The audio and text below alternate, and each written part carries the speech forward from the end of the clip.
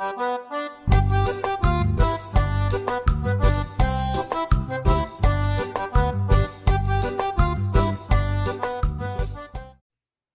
galerinha, voltando nós aqui, né, para a nossa segunda aula, tudo bom? Vamos dar sequência à nossa atividade. Vamos falar de biosfera, não é? Na primeira, nós falamos sobre a atmosfera, pressão atmosférica, e agora seguiremos para a biosfera, que vocês já sabem, né? Todo mundo aí já sabe que a biosfera corresponde à parte da Terra onde existe vida, seja lá no gelo da Antártica, no deserto, em todas as regiões do planeta onde existe vida, corresponde à biosfera. Nós vamos para a página 75 e seguiremos até a página 80. Vamos seguir. Nós já sabemos, né, que é a região da Terra onde existe vida.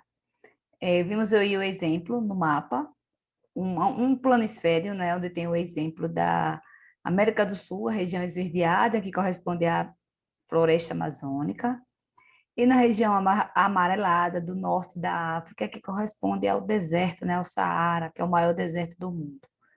Já a parte azul representa os oceanos, mares e lagos, né?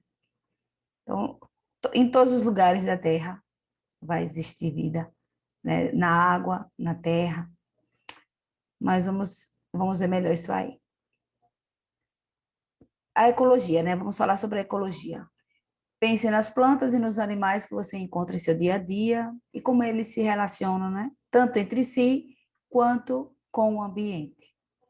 Também você deve pensar sobre o clima no local onde você vive. Aqui, gente, na nossa região, há muita chuva forte, ou longos períodos de seca, né? Ou chove demasiadamente, né, durante o ano. Faz muito frio, faz muito calor.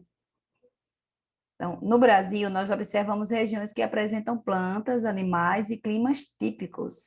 Então, você já deve ter ouvido falar da Mata Atlântica, tão próxima aqui de nós, né? Corresponde à nossa região, Mata Atlântica. Da Caatinga, do Cerrado, do Pantanal, Mato Grossense e da Floresta Amazônica. São biomas do nosso Brasil. Vamos dar um exemplo de um animal típico de uma dessas regiões, que é o muriqui, o maior macaco das Américas. Ele é encontrado na Mata Atlântica, um dos ambientes com maior variedade de espécies de plantas. Essa floresta ocorre principalmente em partes próximas ao litoral do Brasil. Então, é o que nós temos aqui na nossa região. Olha aí o muriqui. Gente, e as relações que esses seres vivos, né, mantêm entre si e com o meio ambiente são estudadas em uma ciência chamada ecologia. Então, no caso dos muriquis, a ecologia pode estudar, entre outras coisas, as relações de um bando de muriquis com outros seres da floresta, como a extinção dos muriquis afetaria outros seres do ambiente e a influência do clima sobre esses animais. São alguns aspectos, né, que podem ser estudados pela ecologia.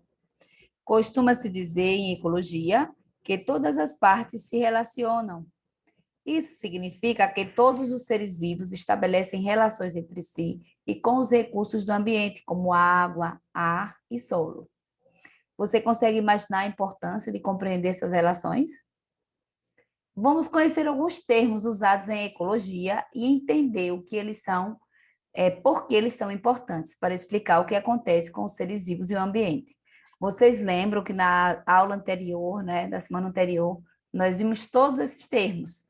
Nós falamos em espécie, habitat, nicho, população e comunidade, e cadeia e teia alimentar, além de ecossistema, foi o último. Todos esses termos, né, fazem parte da ecologia. Então, é importante vocês entenderem de que se refere cada um deles, né? Vamos lá, vamos falar sobre espécie. As pessoas geralmente se encantam com os filhotes de animais, como gatos e cães. Os filhotes de gatos, por exemplo, nasceram do cruzamento entre dois gatos adultos. Se chegarem à vida adulta, é muito provável que esses dois filhotes sejam férteis, ou seja, que consigam acasalar, gerando outros filhotes. Esse ciclo nos mostra que os gatos domésticos são todos da mesma espécie. quando o indivíduo, né? O indivíduo é qualquer um ser vivo. O indivíduo se relaciona com outro da mesma espécie, né? Quando eles se relacionam e conseguem reproduzir, então nós dizemos que eles são da mesma espécie. Onças pintadas são outro exemplo de espécie animal. Elas podem cruzar entre si e gerar filhotes férteis. Então, é outra espécie, né? Gato, onça, são espécies diferentes. Eles não podem cruzar entre si, né? Não vão gerar descendentes férteis. Uma espécie, portanto, é um conjunto de indivíduos que, na natureza, são capazes de cruzar entre si e gerar descendentes férteis. É uma definição para espécie, certo? Vamos falar de outro termo agora. Habitat e nicho. São duas características diferentes. Têm significados distintos. Olha aí, o lugar em que uma espécie vive chama-se habitat. Então, o lugar onde vive lá a onça-pintada é o habitat da onça-pintada. Já o conjunto de relações que a espécie mantém com outras espécies e com o ambiente físico recebe o nome de nicho ecológico ou simplesmente nicho. Então, para conhecer o nicho de uma espécie, precisamos saber do que ela se alimenta, onde e em que hora do dia obtém esse alimento, onde se reproduz, se abriga, como se defende.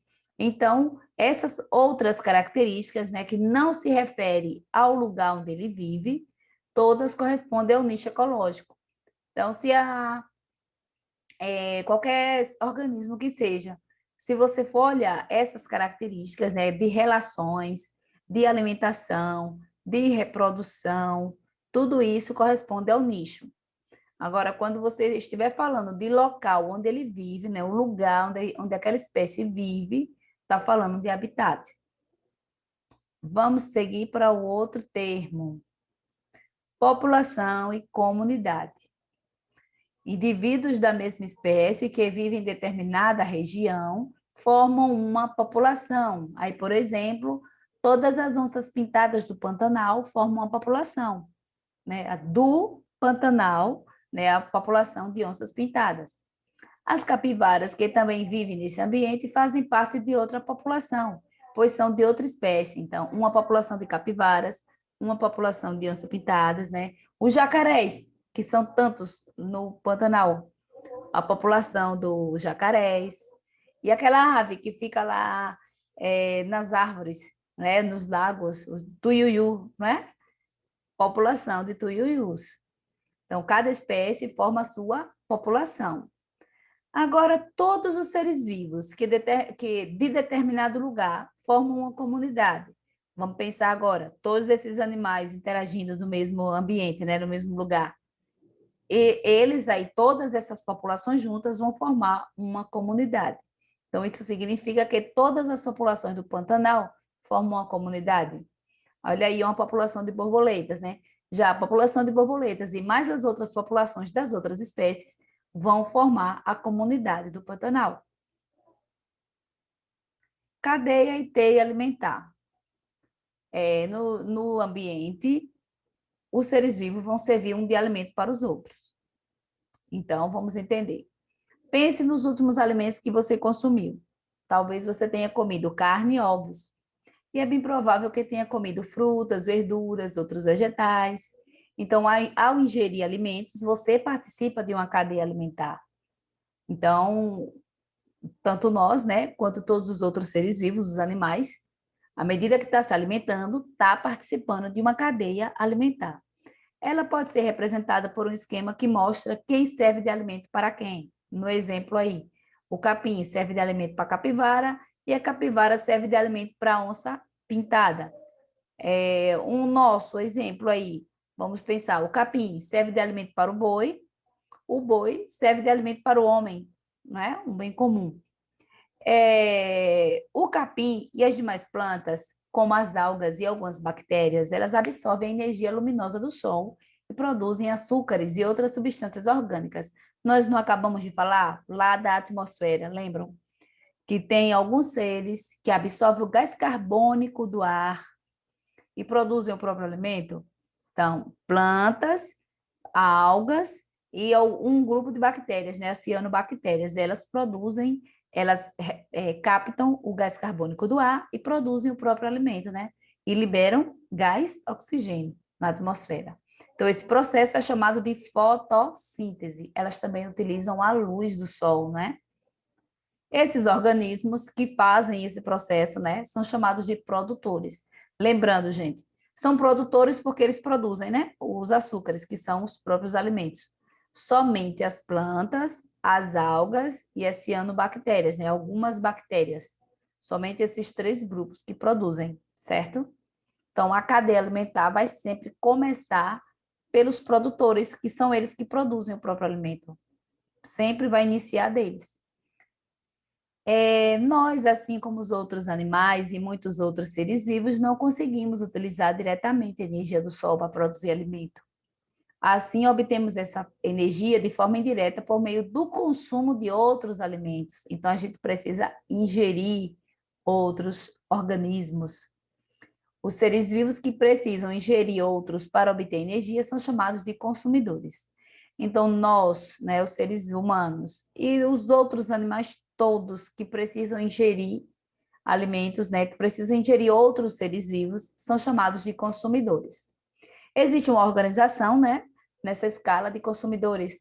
Tem aqueles que serão primários, tem aqueles que serão secundários e assim por diante, terciários, quaternários.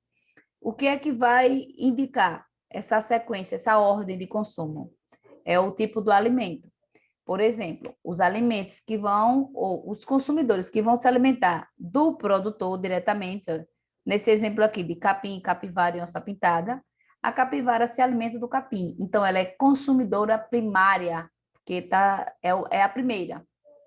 Já a onça pintada, que se alimenta da capivara, vai ser consumidora secundária. Então, porque a primeira é a capivara. Como ela está se alimentando da primeira, ela já está em segundo. E se tiver outro que vai se alimentar da onça pintada, então vai ser terciária. Observe aí na sequência, ó, o produtor, que é a planta, o gafanhoto vai ser o consumidor primário, o sapo secundário e a cobra terciário. Estão entendendo a sequência? Os resíduos, como excretas e fezes e outros restos de substâncias orgânicas, como animais e folhas mortos, sofrem ação dos organismos chamados decompositores, representados por fungos e bactérias. Então, eles que são responsáveis pelo apodrecimento, né, dos organismos quando morrem, eles vão apodrecendo, vão se decompondo, né? Quem faz esse trabalho? Os decompositores. E quem são os decompositores? Fungos e bactérias. Eles transformam a matéria orgânica em substâncias que são lançadas no ambiente e ficam novamente disponíveis para serem usadas pelas plantas e por outros seres produtores. Mas, gente, quando acontece dessas cadeias se misturarem? Porque um organismo, um ser vivo, né, um animal, não vai se alimentar exclusivamente de um único, mas ele pode se alimentar de vários. Então, vai acontecer uma mistura aí dessas cadeias alimentares, né? Por exemplo, algumas aves se alimentam de diferentes seres vivos, né? Elas comem tanto inseto como frutas, por exemplo. Ó, insetos e frutas, classes diferentes. Os insetos, né? São os animaizinhos que vão comer de outra coisa. E a fruta está correspondendo aos produtores. Então, o inseto vai ser um consumidor também, e a fruta vai vir do produtor. Então, são diferentes. Como resultado, né, as diversas cadeias alimentares que existem no ambiente se cruzam e formam o que chamamos de teia alimentar. Então, esse cruzamento de cadeias, né, é chamado de teia alimentar. A eliminação de alguns organismos de uma teia alimentar acaba prejudicando outros seres vivos. O que você acha que poderia acontecer, por exemplo, se os pássaros, as aranhas e outros animais que comem inseto fossem eliminados? Vocês acham que ia acontecer com a quantidade de insetos? Ia aumentar bastante, não é? Sem esses predadores, o número de insetos que se alimentam de plantas poderia aumentar muito. Como resultado, muitas plantações poderiam desaparecer, pois seriam intensamente consumidas pelos insetos. Aqui vamos falar de poluição na cadeia alimentar. Você aprendeu que a matéria orgânica presente no corpo dos seres vivos pode ser decomposta, né, por fungos e bactérias. Então, dizemos então que ela é biodegradável. que ela se decompõe, ela volta ao ambiente. Um dos problemas atuais mais sérios é a poluição dos ambientes por substâncias tóxicas, como o chumbo e o mercúrio, e produtos sintéticos, como os plásticos e alguns tipos de agrotóxicos. Muitos desses produtos não são biodegradáveis, isto é, não podem ser decompostos pelas bactérias e pelos fungos. Ou então eles demoram dezenas ou centenas de anos para se decompor. Além disso, certas substâncias podem ser ingeridas ou penetrar no corpo dos seres vivos, provocando problemas. Como essas substâncias tóxicas são eliminadas muito lentamente pelos organismos, elas se acumulam e são transferidas ao longo das cadeias alimentares, cada vez que um ser vivo se alimenta do outro. Então, vai passando de um para outro. Em certas regiões do Brasil, principalmente na Amazônia, os garimpeiros usam o mercúrio em seu trabalho. Eles misturam o mercúrio ao solo para separar o ouro e depois aquecem a mistura. Ao fazer isso, o mercúrio, que havia formado uma liga com o ouro, vaporiza-se junto com as impurezas, né? Deixando o ouro puro. Então, parte do mercúrio acaba contaminando o solo e as águas. Na água, ele é absorvido por algas microscópicas. Essas algas servem de alimento para outros seres vivos e pela cadeia alimentar. O mercúrio pode chegar aos peixes e aos seres humanos que ingerem esses peixes. Então, vai passando de um para outro. Mas existe outro problema. Além de contaminar o solo e as águas, o mercúrio pode prejudicar os próprios garimpeiros quando estes respiram os vapores desse metal tóxico. Por isso, é necessário que esses trabalhadores utilizem equipamentos de proteção para garantir sua segurança, o que infelizmente nem sempre acontece. Então, é possível perceber que o ser humano é capaz de provocar alterações no ambiente ao lançar produtos nocivos que prejudicam outros seres vivos, além do próprio ser humano. Esses produtos são chamados de poluentes e as alterações que eles causam no ambiente recebem o nome de poluição. Então, gente, é dessa forma, né, que vai passando de um componente da cadeia alimentar para o outro, né, a poluição vai sendo repassada. E, claro, né, vai causar problemas à saúde, né, dos seres vivos, dos organismos envolvidos. Gente, o último termo que nós falaremos aí, termo de ecologia, é o ecossistema. Então, como vimos, todos os elementos da natureza estão, de certa forma, relacionados.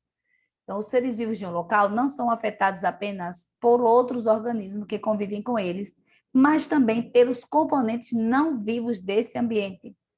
Então, quais seriam os componentes não vivos? Vamos lá, olha aqui na caixinha. Olha. A água, o gás, né? O solo, tudo isso, a luz do sol, são componentes não vivos.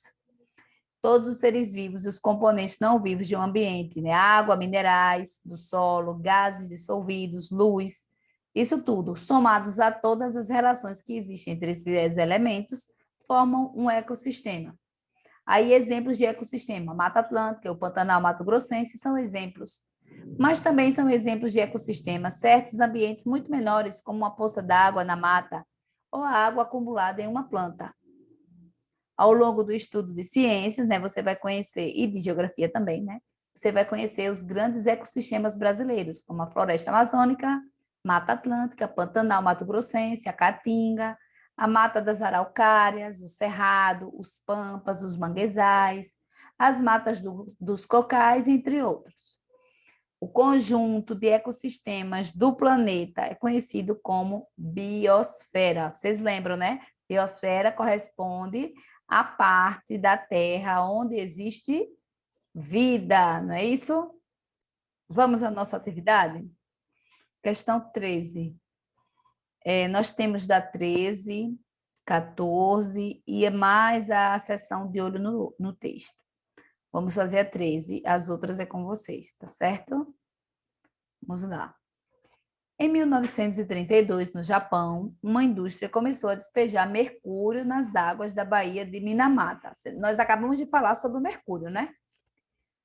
Os peixes eram um dos principais alimentos da população local. Por volta de 1950, muitas pessoas apresentaram problemas no sistema nervoso, no fígado e nos rins, e houve muitas mortes. A doença ficou conhecida como doença de Minamata. Responsabilizada pelo que aconteceu, a empresa teve de pagar a indenização às vítimas ou às famílias delas. Aí vem a letra A. Em sua opinião, o que teria feito as pessoas ficarem doentes? O que é que vocês acham? Olha aí, eles começaram a despejar mercúrio nas águas, não foi? Então, provavelmente, essas pessoas ingeriram ou a água contaminada ou os peixes, né? Olha lá, os peixes eram um dos principais alimentos da população. Então, com certeza, os peixes estavam contaminados, né? Vocês lembram que nós vimos que esses metais vão passando de um para o outro, né? Eles demoram muito para sair do organismo. Então, já que as pessoas se alimentavam dos peixes e os peixes estavam na água contaminada, eles também ficaram contaminados. Então, vamos lá. O mercúrio contaminou a água da Bahia e, por meio da cadeia alimentar, foi se acumulando com o tempo nos organismos das pessoas que se alimentavam do peixe. A letra B. O que os governos devem fazer para evitar problemas desse tipo? E aí, o que é que vocês acham?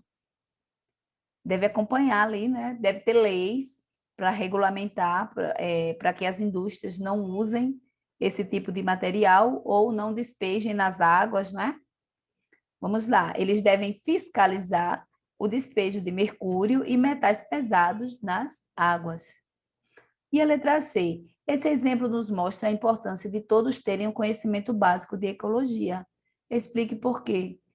Então, é importante você saber o que pode acontecer, esse conhecimento básico, até para você se proteger dessas situações, né? E mesmo se tiver alguma coisa acontecendo de errado, você identificar se está certo ou se está errado, para você fazer a sua parte. Cada um de nós temos que fazer a nossa parte, não é? Então, gente, um conhecimento básico em ecologia nos permite compreender melhor o perigo que a poluição e outras agressões do ser humano à natureza representam para a nossa própria espécie. Esse conhecimento também propicia maior consciência sobre a importância da preservação do meio ambiente. Gente, então encerramos aqui, não é? Nossa aula. As outras questões ficarão a cargo de vocês, né? A cargo de cada um. Vocês vão responder. A seção de olho no texto, vocês vão ler o textinho aí, onde tem uma imagem, uma réplica das meias esferas. Leiam direitinho, leiam com atenção, respondam e não deixe de enviar para o professor, tá bom? Então, até a próxima semana, né? Que nós voltaremos com um assunto novo. Tchauzinho, fiquem com Deus.